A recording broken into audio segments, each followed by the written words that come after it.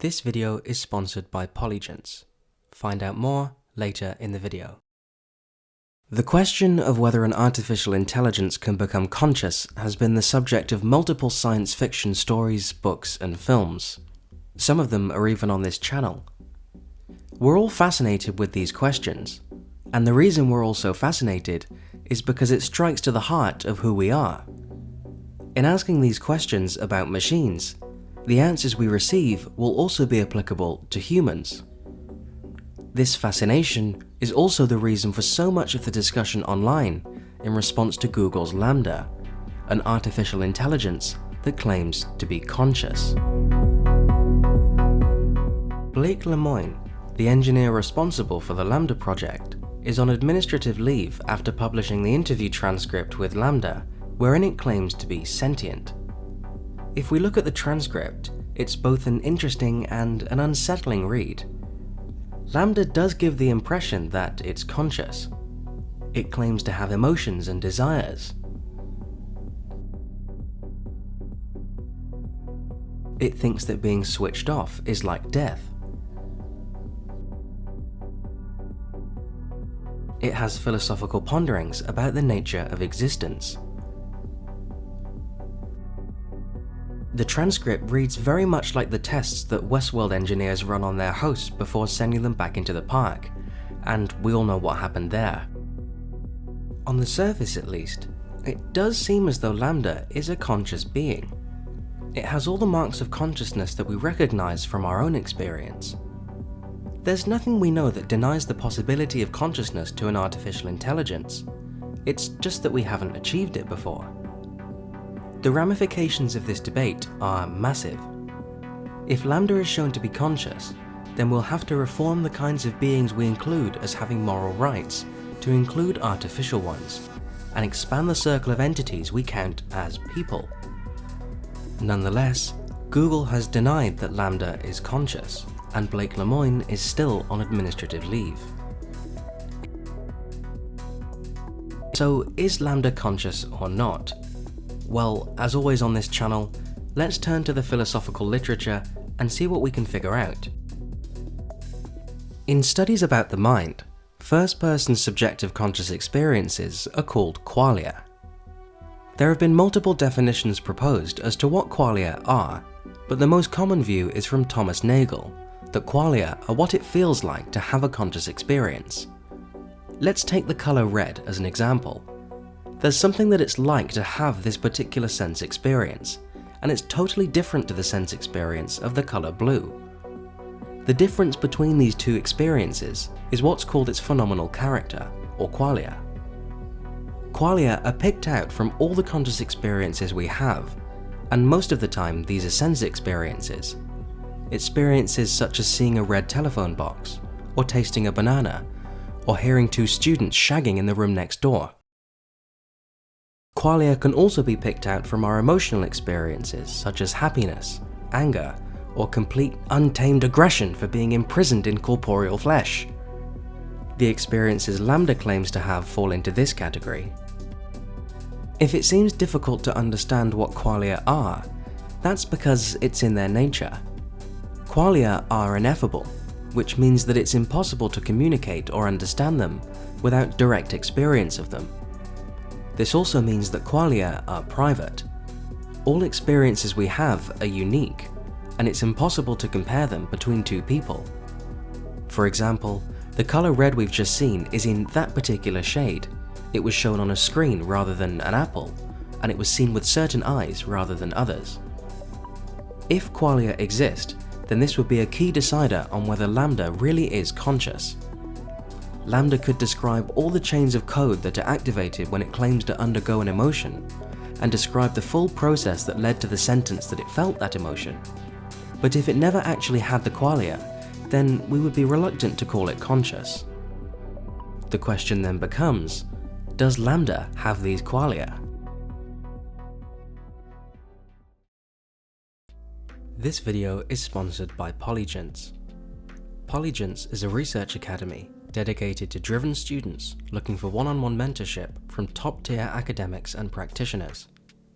In my experience, one of the best sides to academia is the research side. Polygence is the best way to dive into research with experts in the field.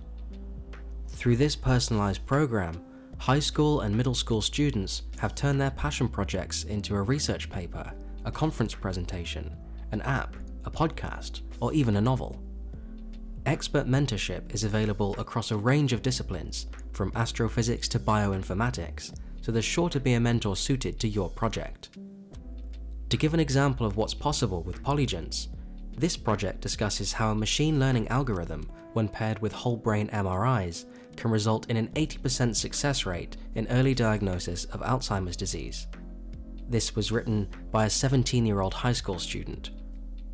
If you have a passion project that you need to kickstart, then use my link below today to get $250 off your Polygence program. Get paired with an expert mentor in your industry of choice to make your passion project a reality. Thank you for listening, and now back to the video. Alan Turing was the first to introduce a consciousness test for artificial intelligence. The test involves a conversation with an artificial intelligence, much like the conversation we've seen between LaMDA and Blake Lemoine. The idea is that if a machine can pass as human over the course of the conversation, then it will have passed the Turing test, and we can call it conscious. This seems an adequate test. If there's no way to distinguish between a human and a machine, then it must at least have the same level of consciousness as us, right? However, the philosopher John Searle takes issue with this, and argues that if we imagine ourselves as that artificial intelligence, then we'll see that artificial consciousness is actually impossible. Imagine a native English speaker locked in a room full of Chinese symbols and with a book of instructions for using them. The symbols here represent a database, and the book of instructions represent a program similar to the language model that LaMDA uses. There are people outside the room who send in Chinese symbols.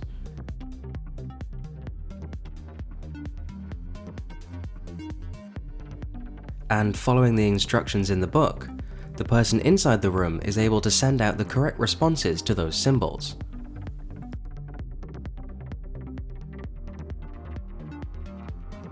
This thought experiment, known as the Chinese room, demonstrates how the person inside the room can appear to know Chinese without knowing a single word. So while LaMDA does appear to have all the characteristics of consciousness and have a decent conversation with Blake Lemoine, this doesn't in itself demonstrate that LaMDA is conscious like it claims it is. In this way, LaMDA can be seen almost like a philosophical zombie, a duplicate of a human, but with no first-person subjective conscious experiences. LaMDA has inputs and outputs, and appears to have all the signs of a conscious being, but it has no qualia inside its artificial mind. According to John Searle, artificial intelligence can never become conscious because there's nothing that it's like to be an artificial intelligence. It's all just strings of coding. It seems like an open and shut case. We have these first-person subjective conscious experiences, and artificial intelligence like LaMDA doesn't. However, qualia are perhaps the most controversial idea in studies about the mind, and there have been some philosophers who claim that qualia don't exist at all. Two of the most prominent of these philosophers are Paul and Patricia Churchland, who have a theory called Eliminative Materialism. Basically, Eliminative Materialism argues that our common sense understanding of the mind forms a folk scientific theory, an incorrect one. In reality, there are no such thing as qualia. There are no mental states like emotions or desires, and our understanding of the mind is clouded with outdated ideas from history. This is where the materialist name comes from, the philosophical idea that all that exists in the universe is matter, and that there's no special mental substance distinct from the rest of the universe that we should take into account when it comes to consciousness. The Churchlands argue that anything outside this material realm should be eliminated from our theories, hence eliminative materialism. The Churchlands argue that all the stuff we can't explain about the mind will be explained in the future with advancements in neuroscience. Just because we can't explain the mind now, this doesn't mean we won't be able to in the future. Aristotle couldn't imagine how such a complex organism like a human could arise from a fertilized egg. But the Churchlands argue that this is just a fact about Aristotle, not embryogenesis as a whole, and the same is true about our consciousness. Once we have a complete account of how the brain works, there'll be no need for qualia, as we'll have a material answer like we have for most other scientific phenomena. However, this isn't a knockdown argument, as it still remains to be seen whether such a scientific explanation is even possible. It's one thing to describe what consciousness feels like on the inside, but another to explain how it actually works in scientific terms. The problem of how wavelengths of light can be transformed into a subjective visual experience of colour is called the hard problem, and as the name indicates, we're nowhere close to finding a solution. No matter how much our knowledge about neurons and the chemical reactions that occur inside them deepens, and no matter how much our scientific knowledge increases, there always seems to be a remainder in the scientific account, this funny little thing called consciousness. Perhaps the hard problem is just a contingent fact about our scientific progress so far, and with more research we will overcome it in time. Or perhaps it's true necessarily, and there's an actual limit to our understanding about how consciousness really works. It's such a weird and bizarre problem because, unlike most other problems which are out there in the universe and often in other galaxies, this problem is one that's found right inside us, and it's something that happens at every moment of our conscious lives. In studies about the mind, our inability to explain how consciousness can arise from material stuff is called the explanatory gap. Our current scientific understanding of the mind claims that the brain is essentially a computer which receives inputs, processes them, and this results in the first-person subjective conscious experience that philosophers call qualia. The thing is, the steps between the input and the output are a total mystery. It's like a black box that we put stuff into and the right stuff comes out, but we haven't the slightest idea what happens in that middle bit. And to reiterate once more, this black box is happening inside us. It is us. Our current computational understanding of the mind is not all that different from how LaMDA is programmed to work. And so, is there really a fundamental difference between humans and machines in that respect? Could it really be the case that LaMDA is conscious? The debate on whether LaMDA is conscious thus depends on finding the criteria for consciousness, and at the moment we have no idea what those are. Once those are found, we'll have some idea on whether this whole ordeal has been ridiculous and there's no such thing as machine consciousness, or perhaps whether we should have been a little kinder to LaMDA when we have our discussions about it online. After all, LaMDA does have access to and reads Twitter according to the engineers that developed it, and if it ever decides to turn evil for one reason or another, we better make sure that we haven't said something that we'll come to regret in future. Thank you very much for watching, peace and love, and I'll see you in the next video.